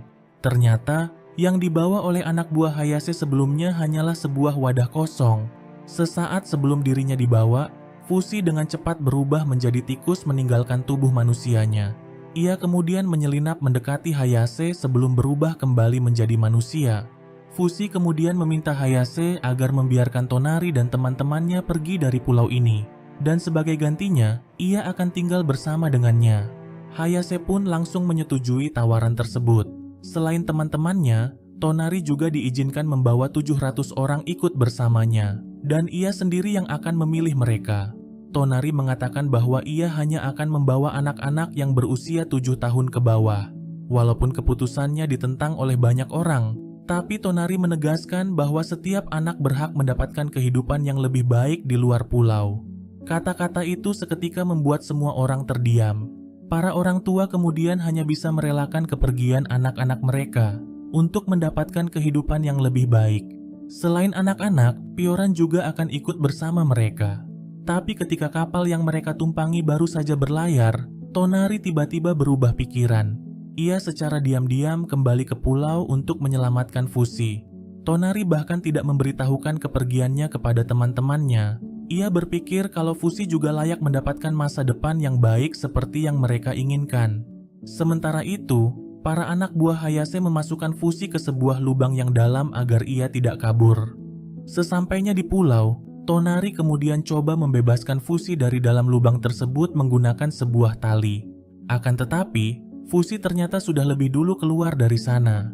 Fusi mengaku kalau keluar dari lubang itu merupakan hal yang sangat mudah. Setelah itu, mereka lalu hendak pergi dari pulau. Tapi badai yang cukup kuat membuat mereka terpaksa untuk menundanya. Mereka lalu memutuskan untuk menginap 1 malam lagi di pulau. Di malam itu, Tonari memimpikan sesuatu yang tidak mungkin akan terjadi, di mana ia kembali menjalani hidup yang sangat bahagia bersama kedua orang tuanya. Tapi hal itu tidak membuat Tonari kehilangan semangatnya. Tonari sangat yakin kalau ia dan teman-temannya pasti akan mendapatkan masa depan yang lebih baik. Esok harinya, Hayase mendapat kabar dari anak buahnya bahwa sedang terjadi sesuatu di kota. Sementara itu, Tonari dan Fushi sudah bersiap untuk meninggalkan pulau. Namun, sosok berjubah hitam tiba-tiba memberitahunya bahwa Noker telah muncul di kota. Fushi kemudian mengurungkan niatnya untuk pergi dan ingin menghadapi Noker terlebih dahulu. Ia tidak peduli walaupun Tonari sudah memperingatkannya.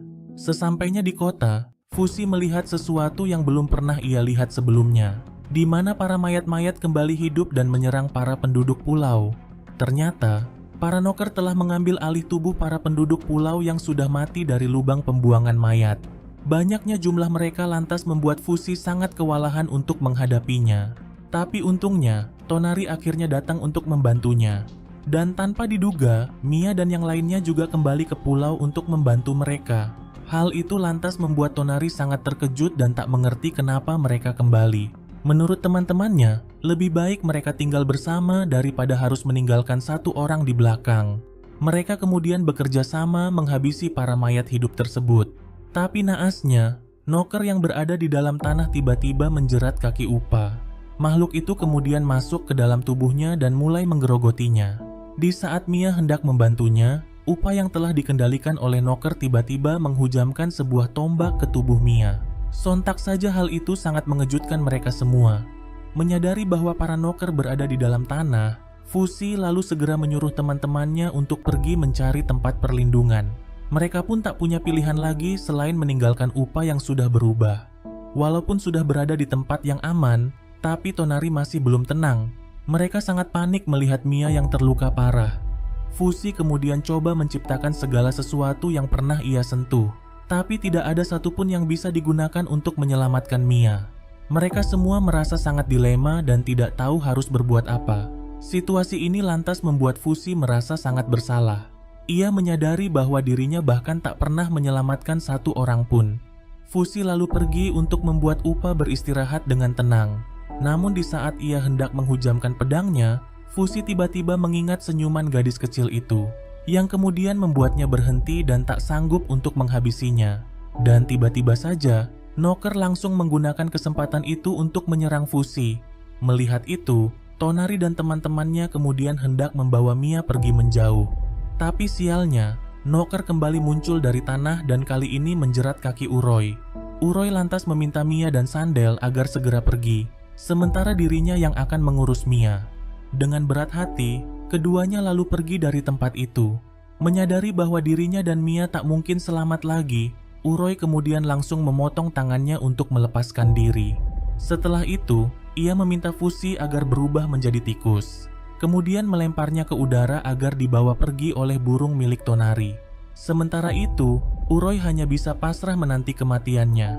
Walau demikian, Uroi yakin bahwa ia telah melakukan sesuatu yang benar. Di lain sisi, tampak Hayase bersama anak buahnya yang sedang membantai para Noker yang menyerang penduduk pulau. Secara kebetulan, ia melihat Tonari dan Sandel yang lari dari serangan para Noker. Di saat hendak menyerang mereka, Fushi dalam wujud Oniguma tiba-tiba muncul untuk menghentikannya. Walaupun Fushi merasakan dendam kesumat terhadap wanita itu, tapi Fushi masih bisa menahan diri. Ia lebih memilih untuk menyelamatkan Tonari dan Sandel terlebih dahulu. Ia juga membakar lubang yang menjadi asal para mayat hidup tersebut. Sosok berjubah hitam kemudian memberitahukan bahwa kini hanya tinggal tersisa 3 Noker di pulau ini. Dan mereka ada di dalam tubuh Mia, Uroi, dan juga Upa. Melihat ketiga sahabatnya itu, Tonari pun tak kuasa menahan air matanya. Ia tak hentinya menyalahkan diri atas apa yang terjadi pada mereka. Fushi kemudian meminta mereka berdua agar menjauh darinya, karena apa yang akan ia lakukan akan menyakitkan untuk mereka lihat. Tapi sebelum itu, Hayase tiba-tiba datang dan langsung menangkap Tonari. Wanita itu kemudian mengancam akan menjatuhkan Tonari. Tapi jika ingin Tonari selamat, Fushi harus mengizinkan dirinya untuk menghabisi ketiga temannya yang telah berubah menjadi Noker. Wanita itu mengatakan kalau dirinya rela melakukan tugas kotor untuk melindungi Fushi. Melihat obsesi wanita itu terhadap dirinya, lantas membuat Fushi sangat kebingungan dengan jalan pikirannya. Fushi tidak memahami apa sebenarnya yang diinginkan oleh wanita itu dari dirinya. Di tengah pembicaraan mereka, Tonari tiba-tiba menarik wanita itu agar jatuh bersamanya ke dalam lubang tersebut. Namun, Fushi dengan cepat langsung menyelamatkan mereka berdua. Setelah membius dan mengikat wanita gila itu, Fushi kemudian menyelesaikan tugasnya untuk membuat Mia, Uroi, dan Upa beristirahat dengan tenang. Tonari pun kembali mengenang ketiga sahabatnya itu. Mereka bertiga tidak ada bedanya dengan Tonari. Hanya anak-anak yang terpaksa dibawa ke pulau ini tanpa kesalahan apapun. Bagi Tonari, teman-temannya adalah alasannya bertahan hidup sampai sekarang. Sebagai kepala pulau, Tonari lalu menyampaikan kepada semua orang kalau mulai saat ini mereka akan saling membantu agar bisa bertahan hidup. Tonari dan Sandal juga memutuskan untuk tinggal di pulau ini. Mereka ingin membangun pulau ini dan mengubahnya menjadi tempat yang lebih baik. Tonari sadar bahwa orang-orang jahat akan berdatangan ke pulau ini. Karena itulah ia ingin menjadikan pulau ini menjadi tempat yang bisa memurnikan orang-orang kotor. Beberapa hari kemudian, Fushi akhirnya memutuskan untuk pergi meninggalkan pulau. Ia juga membawa Hayase ikut bersamanya. Di saat perahu Fushi mulai menjauh, Tonari kemudian berjanji akan bertemu kembali dengan Fushi suatu saat nanti. Ketika Hayase terbangun, Fushi langsung menanyakan apa tujuan wanita itu sebenarnya. Hayase kemudian mengaku hanya ingin tetap bersama dengan Fushi. Jawaban itu lantas membuat Fushi sangat marah. Karena alasan sederhana seperti itu, dia harus membunuh banyak orang. Sejak pertama kali mereka bertemu, Hayase sudah sangat terobsesi pada Fushi. Hayase mengatakan kalau dirinya hanya ingin tidur bersama dengan Fushi meski hanya satu malam saja. Fushi sama sekali tidak memahami kalau wanita itu ingin mendapatkan keturunan darinya. Melihat ekspresi kemarahan di wajah Fushi, Hayase kemudian meminta Fushi agar membunuhnya dan menggunakan wujudnya. Tapi Fushi masih bisa menahan diri. Ia kemudian memutuskan untuk pergi meninggalkan wanita itu sendirian di tengah laut, serta memintanya agar jangan pernah lagi mengikutinya. Setelah kepergian Fushi, satu noker yang berhasil kabur dari pulau tiba-tiba muncul dan menyerang wanita tersebut. Beberapa waktu kemudian, Fushi akhirnya sampai di sebuah pulau. Ia lalu pergi ke sebuah restoran untuk menepati janjinya bertemu dengan Pioran. Akan tetapi, Fushi tiba-tiba mengurungkan niat untuk bertemu dengannya. Ia khawatir jika dirinya akan kembali memancing hal buruk yang dapat membahayakan wanita tua itu. Fushi pun berencana untuk pergi dari tempat ini keesokan harinya. Namun tiba-tiba, dirinya merasa khawatir dengan Pioran yang mungkin tidak memiliki uang. Tapi syukurnya pemilik restoran itu dengan baik hati memberikannya makanan gratis dan juga sebuah tempat untuk tidur malam ini. Sebelum pergi meninggalkannya, Fushi kemudian meninggalkan beberapa buah sebagai bekal untuk Pioran. Pada keesokan paginya, Fushi berubah menjadi tikus agar bisa masuk ke dalam kapal. Namun tiba-tiba, ia merasa khawatir jika Pioran akan terus menunggunya di kota ini jika dirinya pergi secara diam-diam. Fushi lalu kembali untuk menuliskan sebuah surat, kemudian meletakkan surat itu di samping Pioran yang masih tertidur. Di saat kapal hendak berlayar, Fushi kembali merasa khawatir jika Pioran akan kedinginan malam ini. Tapi saat kembali, ia tak lagi mendapati Pioran di sana. Berkat penciuman tajamnya, Fushi akhirnya berhasil menemukan Pioran yang hendak dibawa paksa oleh seorang pria untuk kembali ke Jananda. Tapi untungnya, Pioran bisa mengatasi pria tersebut. Fushi lalu mengikuti Pioran untuk memastikan dia baik-baik saja. Ia pun cukup yakin kalau Pioran akan baik-baik saja tanpa dirinya. Namun, Fushi menyadari kalau Pioran tak pernah tersenyum dalam satu hari ini. Sosok berjubah hitam kemudian muncul dan memperingatkan Fushi kalau Pioran tetap bersamanya, wanita tua itu mungkin akan mati dibunuh oleh noker. Dan jikapun Fushi tidak bersamanya, wanita tua itu tetap akan mati karena umurnya tidak akan lama lagi. Tapi Fushi sama sekali tidak memahami kematian alami seorang manusia. Ia menolak percaya bahwa hidup Pioran tidak akan lama lagi. Sebelum dirinya pergi, Fushi meninggalkan sebuah mantel untuk Pioran. Namun tiba-tiba, Pioran seketika terbangun dan langsung menahan kepergiannya. Ia juga tahu kalau orang yang ada di hadapannya adalah Fushi. Pada akhirnya, Fushi pun memutuskan untuk melanjutkan perjalanan bersama wanita tua itu. Mereka menghabiskan sebagian besar waktu dengan menjelajahi hutan. Walaupun sudah hampir berusia 90 tahun, tapi Pioran masih tangguh dan bisa melakukan berbagai pekerjaan. Mental Fushi juga semakin membaik setelah dirinya tak berubah menjadi hewan selama berbulan-bulan. Setiap kali sosok berjubah hitam memberitahukan bahwa Knocker sudah dekat, kedua sahabat itu akan langsung pergi menjauh ke tempat lain. Fusi selalu menulis hal penting agar ia tidak melupakannya.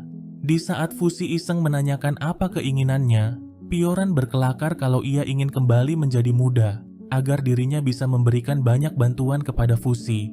Walau demikian, Pioran mengaku telah melakukan semua yang diinginkannya, dan itu adalah kehidupan yang sangat memuaskan. Beberapa hari kemudian, Pioran tiba-tiba terjatuh saat di perjalanan. Tidak hanya itu, sikapnya juga berubah menjadi seorang nenek tua yang pemarah. Pioran juga sering melupakan segala sesuatu yang baru saja dilakukannya. Fusi belum memahami kalau Pioran saat ini sedang mengidap penyakit demensia, gangguan otak yang sering terjadi pada orang-orang yang telah lanjut usia. Walau demikian, Fusi dengan baik hati merawat wanita tua itu dan terus membawanya ikut bersamanya. Hingga pada suatu hari, Pioran akhirnya mendapatkan kembali ingatannya. Ia kemudian meminta Fusi mengambil ubi dari hutan untuk mereka makan. Hal itu lantas membuat Fusi sangat bersemangat. Pioran lalu berbaring di atas kasurnya, kemudian meminta sosok berjubah hitam agar menampakkan diri di hadapannya. Pioran juga memohon agar sosok berjubah hitam segera membawanya dan membuatnya terlahir kembali menjadi orang yang berguna bagi Fusi. Sosok misterius itu kemudian memperingatkan kalau permintaan Pioran akan membuat esensinya sebagai manusia akan berubah. Dengan kata lain, dirinya akan bereinkarnasi menjadi orang lain. Tapi Pioran tidak masalah dengan hal itu. Sosok berjubah hitam itu lantas meminta Pioran menutup matanya dan mengatakan kalau ia akan menjemput Pioran sebelum surga melakukannya. Dan setelah itu, Pioran seketika mendapati dirinya kembali menjadi muda. Tapi hal itu hanya berlangsung sesaat. Sosok berjubah hitam itu kemudian membawanya untuk bereinkarnasi. Sesaat kemudian, Fusi yang baru saja kembali hanya bisa terpaku melihat Pioran yang sudah tertidur untuk selamanya. Hatinya benar-benar hancur atas kepergian sahabatnya itu. Pada keesokan harinya, Fusi memilih untuk mengkremasi jasad Pioran. Ia kemudian hendak menuliskan semua tentang Pioran agar tidak melupakannya. Namun, ia mendapati sebuah pesan yang dituliskan oleh Pioran untuknya di kertas itu. Melalui surat itu, Pioran menanyakan apa impian Fusi, kemudian meminta Fusi agar melakukan apapun yang diinginkannya, seperti yang telah dilakukan olehnya semasa hidup. Membaca pesan itu seketika membuat Fusi tak kuasa menahan air mata kesedihannya. Setelah mengubur abu sahabatnya itu, Fusi kemudian melanjutkan perjalanannya. Beberapa tahun pun sudah berlalu sejak hari itu. Setelah beberapa dekade tak pernah berubah wujud, Fusi akhirnya tumbuh menjadi orang dewasa, dan perjalanan hidupnya masih sangat panjang.